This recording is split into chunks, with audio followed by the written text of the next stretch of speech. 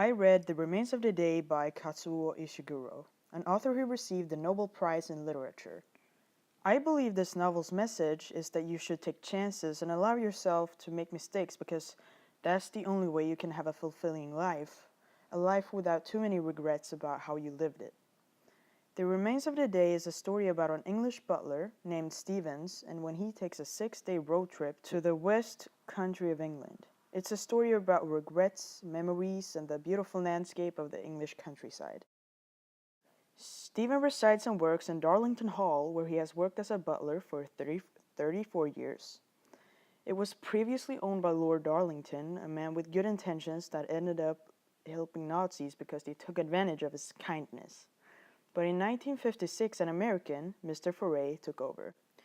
During Stephen's trip, he visits Miss Kenton, a former housekeeper of Darlington Hall. She left 20 years earlier and got married. It was hard to find staff after the end of World War II for large manor houses like Darlington Hall, and Miss Kenton's marriage was failing, so she was interested in returning to her post as a housekeeper. That's why Stevens took the trip. The novel is written from a first-person narration. It's mostly based on Stevens' memories of his work and life as a butler. He describes what he saw, heard, and experienced in Darlington Hall.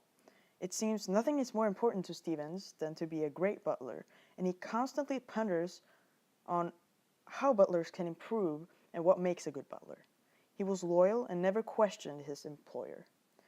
During the trip, Stevens thinks back at earlier times of greatness when Darlington Hall had a huge staff and when he met important people. It's a story about regret, about not acting in these personal moments where things could have gone completely differently. Stevens often wonders what the right thing to do in certain situations is and what he could have done to get the results that would have been more meaningful for his life and brought him happiness. He trusted and devoted himself to a man, Lord Darlington, who made many mistakes, and then he didn't pursue the woman he wanted because of how committed he was to his profession. A mask of formality cut him off from having a fulfilling social life, and there are many of these tiny moments where he could have said one more thing and that would have made all the difference, but he didn't know at the time or he had more important things to do. Stevens had repressed romantic feelings towards Miss Kenton. At the end of the book, Miss Kenton says she believes she would have had a better life with Stevens, and this makes him very upset, but he never actually tells her how he feels about her. Eventually, the two part, and Stevens returns to Darlington Hall to keep being a good butler and please his employer. Ishiguro portrays a man who fears emotions and is cautious of the dangers of opening up to love.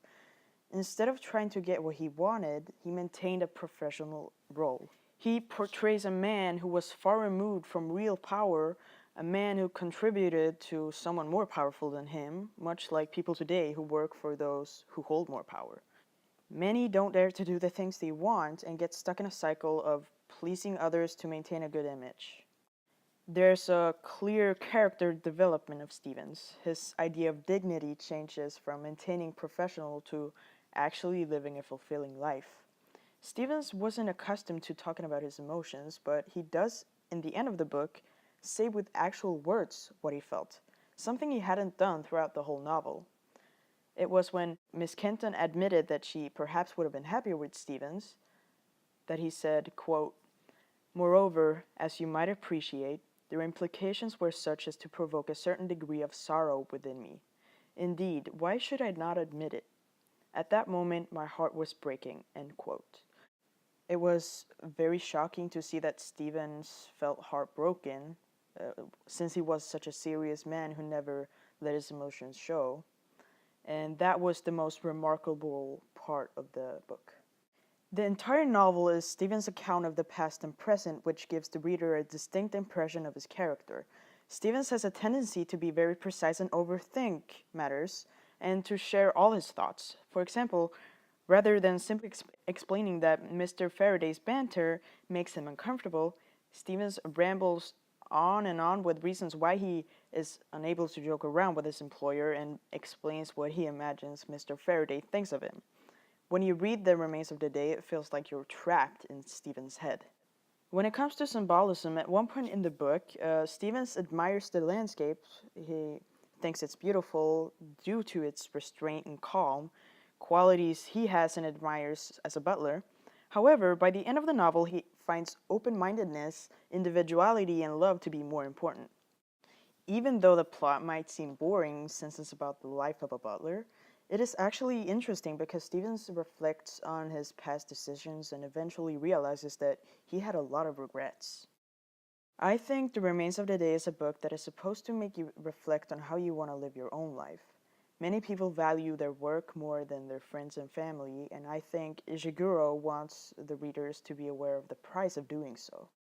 This is why I believe the book's message, and one of the reasons he wrote it, is that you should take chances, allow yourself to make mistakes, because that's the only way you can have a fulfilling life, a life without too many regrets.